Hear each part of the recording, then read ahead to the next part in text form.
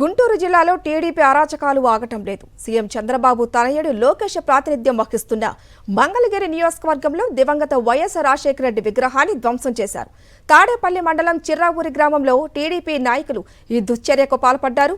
ధ్వంసమైన వైఎస్ఆర్ విగ్రహాన్ని వైఎస్ఆర్సీపీ నాయకుడు దొంతిరెడ్డి వేమారెడ్డి పరిశీలించారు. ఈ ఘటనపై తాడేపల్లి రూరల్ పోలీస్ స్టేషన్లో ఫిర్యాదు చేశారు.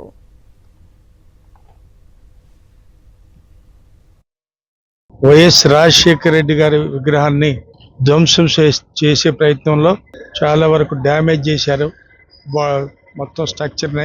ఇది చాలా అమానుషమైన చర్య అని, ఇలాంటి ఇంతకు ముందు కూడా 1-2 సార్లు జరిగితే మనం చెప్పాం. ఈ అల్లరి మోకల్ని కంట్రోల్ చేసుకోలేకపోతే రాబోయే రోజుల్లో ఇంకా ఉద్రేకాలు పెరిగి ఇంకో విధంగా దారితీసే సంఘటనలకు కారణమవుతారని అవతల ఉన్న శ్రేణులందరికీ కూడా తెలియజేస్తున్నాం.